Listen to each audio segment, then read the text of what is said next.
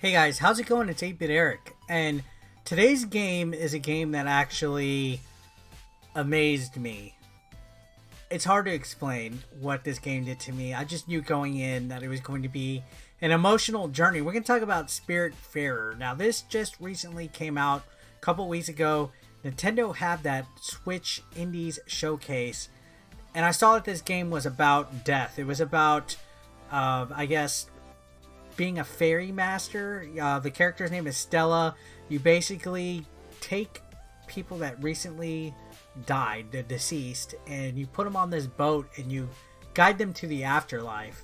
I think it's loosely based on the story of the River of Styx, actually, which is like Greek mythology or something like that. So you build this boat and you explore the world and you befriend and care for these spirits. So it's kind of like a real deep psychological emotional journey of a game, and there's just something relaxing about it. So the main focus again is a management game. So you build the boat using resources. So you go from area to area on the map. You'll be able to find some crates that can give you some supplies, or you'll land at certain islands where you can chop trees, get fruit, find different types of items and stuff that you can use in order to improve certain parts of your ship. So if your ship initially starts off as just a plain rinky-dinky little ship, from there you upgrade it, you get rid of the junk on it, you end up building a kitchen because you can craft food that is used in order to make the people that are the spirits happy on your ship. So these spirits, you'll run into them. Initially you start with one, and then from there you get them as you progress through the game, and they talk to you. You have to comfort them, hug them, feed them in order to keep them happy, because if they don't stay happy, you're gonna have a bad time. So it's kind of like one of those games where there's a lot of like relationship stuff on them, and I kind of like stuff like that. It's almost like with the Harvest Moon and stuff, where you have to keep a good relationship with the people in the game. In addition to that, with the cooking, there's also farming elements. You'll find seeds. You're able to plant crops on your boat, and it becomes like a huge like a harvest thing where you'll use these seeds to help make new recipes, because your spirits can't eat the same food every day, or else they get tired of it. Some don't even eat fruit, or some don't eat seafood. So it's really based on a lot of recipes that you discover using the seeds. You can fish at the end of your boat and get fish and stuff, and it's strangely relaxing. And then in addition to that, with the fishing and stuff, you're eventually able to mine as well. You can find rocks and stuff that you can use, and crafting. You learn different recipes for rooms and buildings. It's almost like your ferry boat becomes like a floating hotel on the ocean, and it's oddly satisfying. This game doesn't really rush you in regards to advancement. You can explore. It's like an open world boat game that you can explore at your will. Once in a while you'll find like these ghost things that, like in these like weird tornado looking type of purple like clouds that you use, and these go towards like money, almost like a weird currency. There's even a 2-player cooperative mode on here, which I didn't get to explore, but I feel that it could be rewarding. But yeah, the main concept about this game is learning how to say goodbye to friends, and I was able to kind of enjoy this oddly. To get personal, death is something that has always creeped me out and scared me. It's something that has always just lingered. You know what I mean? It's kind of like the inevitable. No matter what is going to go on, everybody dies, and it freaks me the heck out.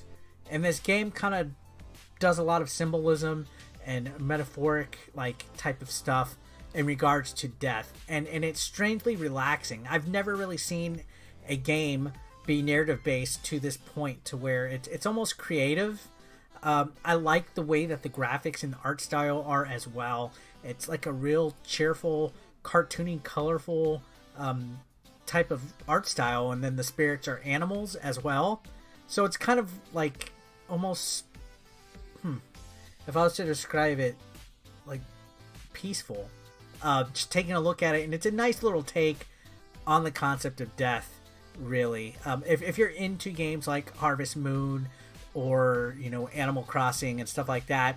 I think it's a nice little different take on it. You know, I've never seen one really have like a boat that you're able to upgrade, make it bigger, put different features on it, go around from island to island, get resources from it. It feels a lot more open than I thought it would. And I know looking into the indie showcase, I was like, all right, I want to try that.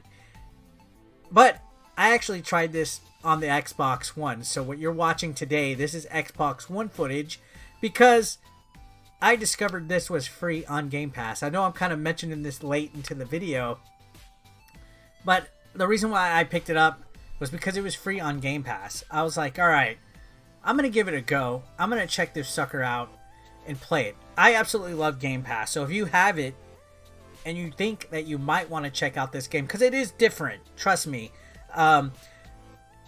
If you really like any of those like adventure, like simulation type of games that have been coming out, this one I feel is up there. And I feel that it's kind of been a sleeper.